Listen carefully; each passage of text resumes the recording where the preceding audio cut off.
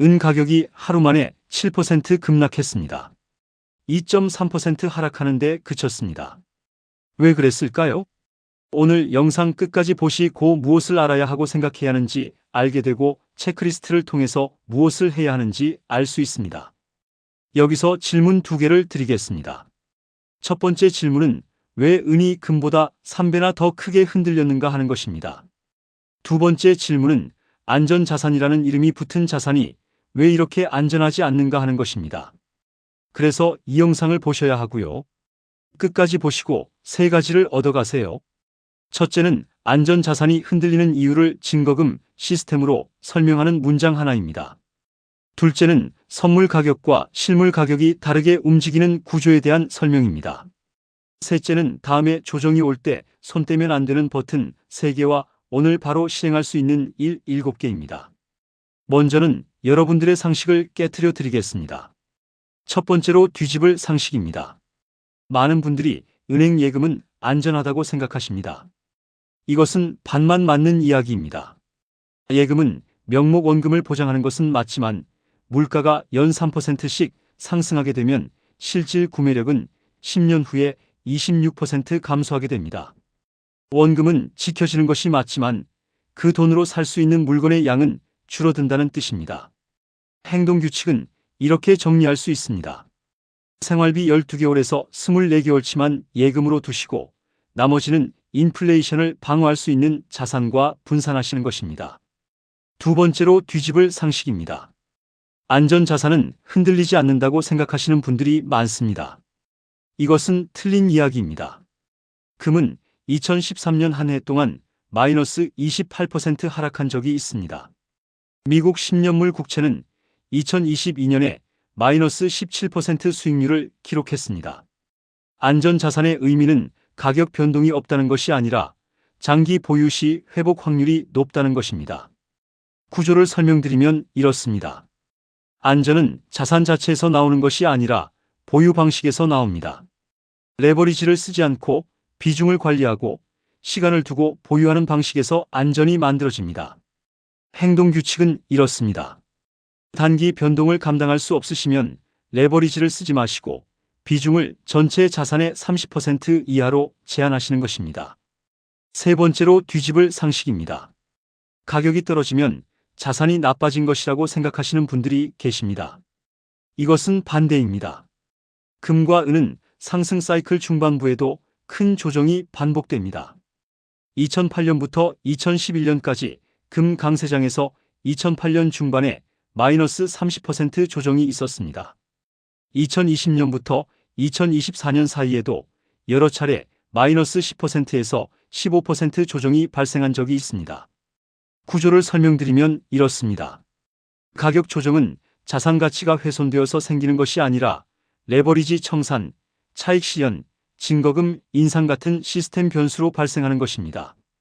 행동규칙은 이렇습니다. 조정을 매도 신호로 읽지 마시고 분할 매수 기회로 읽으시는 것입니다. 네 번째로 뒤집을 상식입니다. 전문가가 지금 사라고 하면 지금이 바닥이라고 생각하시는 분들이 있습니다. 전문가는 바닥을 모릅니다. 바닥은 사후에만 확인되는 것입니다. 2020년 3월에 금 가격이 1,450달러까지 떨어졌을 때 조정이 끝났다는 분석이 나왔습니다. 하지만 실제 바닥은 1,480달러였고 이후 2,070달러까지 상승했습니다. 구조를 말씀드리면 전문가는 시장 참여자일 뿐이지 시장을 통제하는 주체가 아닙니다. 행동규칙은 이렇습니다. 한 번에 사지 마시고 최소 3회로 나눠서 사시는 것입니다. 다섯 번째로 뒤집을 상식입니다. 뉴스에서 본 가격이 내가 거래하는 가격이라고 생각하시는 분들이 계십니다. 이것은 틀렸습니다.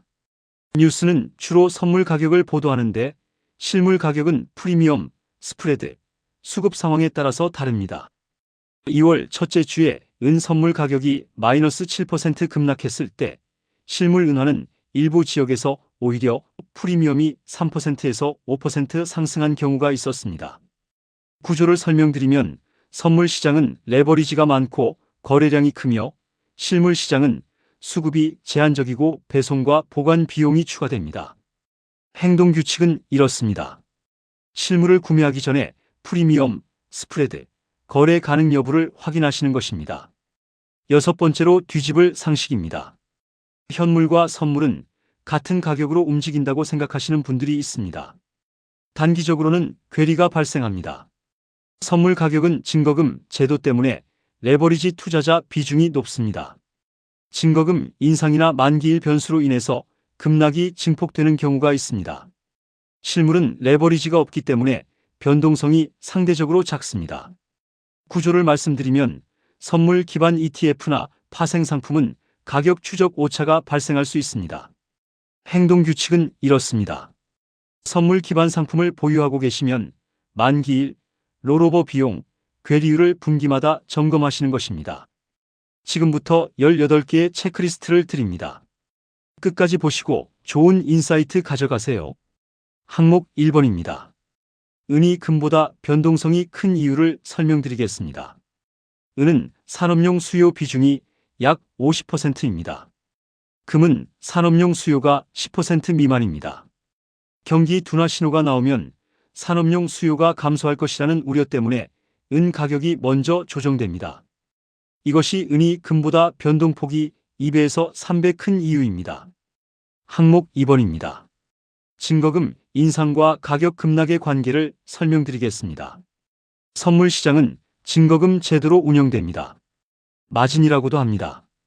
가격이 급등하면 거래소는 증거금을 인상합니다. 증거금이 오르면 레버리지 투자자는 추가 증거금을 내거나 포지션을 청산해야 합니다.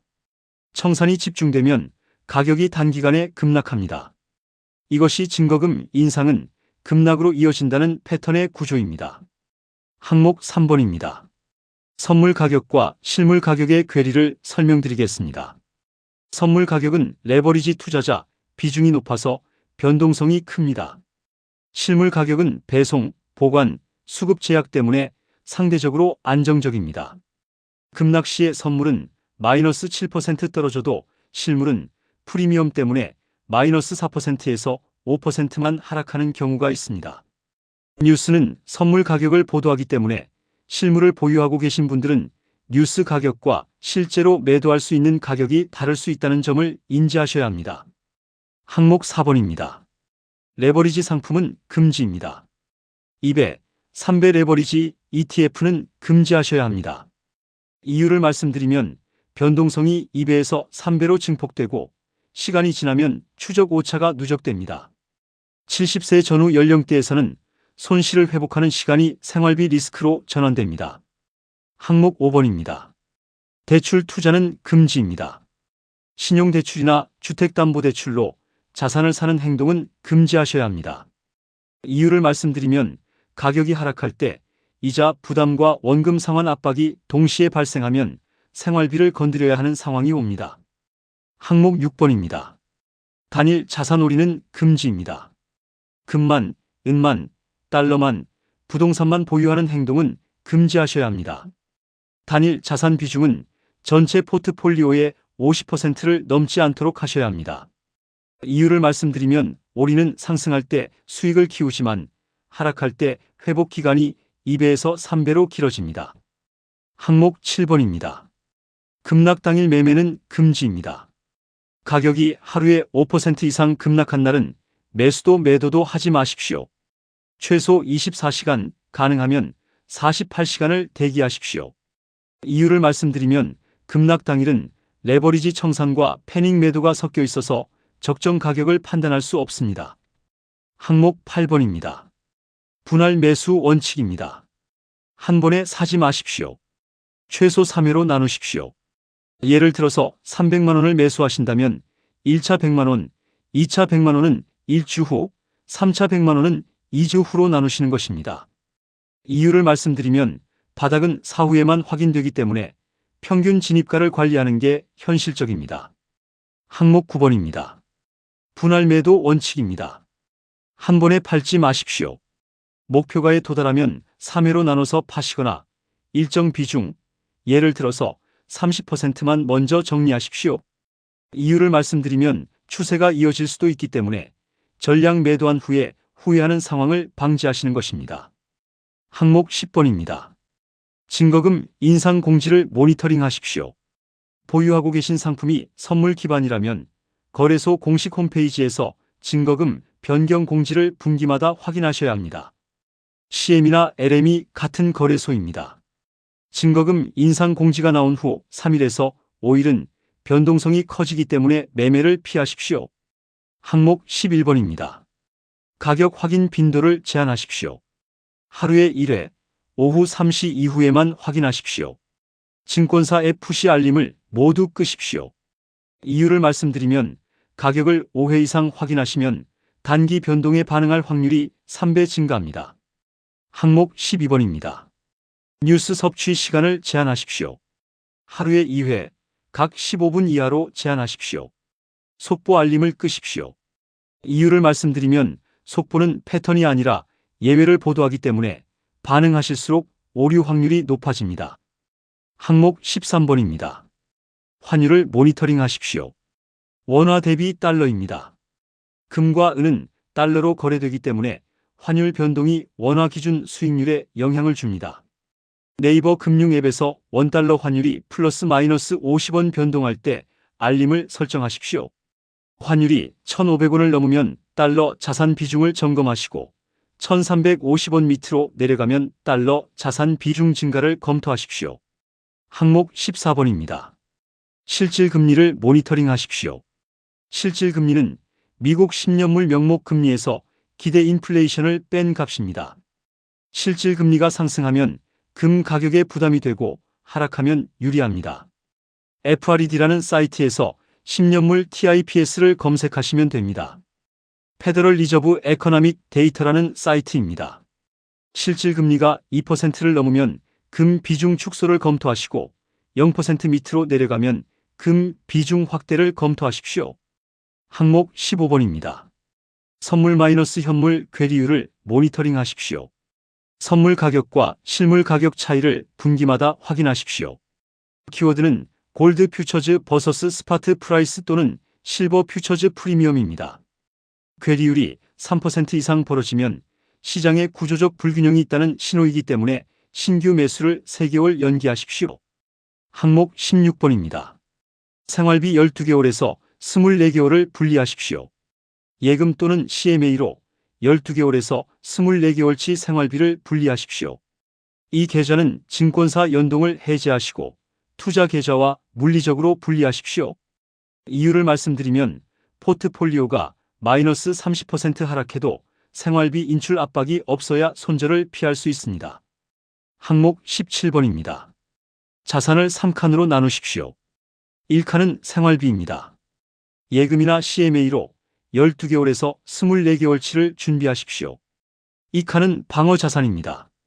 금, 은, 국채로 전체 자산의 30%에서 40%를 할당하십시오. 3칸은 성장 자산입니다. 주식, 부동산, 배당주로 전체 자산의 20%에서 30%를 할당하십시오. 비중이 한쪽으로 쏠리면 분기마다 리밸런싱을 하십시오.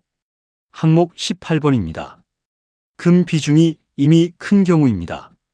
금이 전체 포트폴리오의 40%를 넘으시면 일부를 은 또는 다른 방어 자산, 예를 들어서 물가연동체로 스위치를 검토하십시오.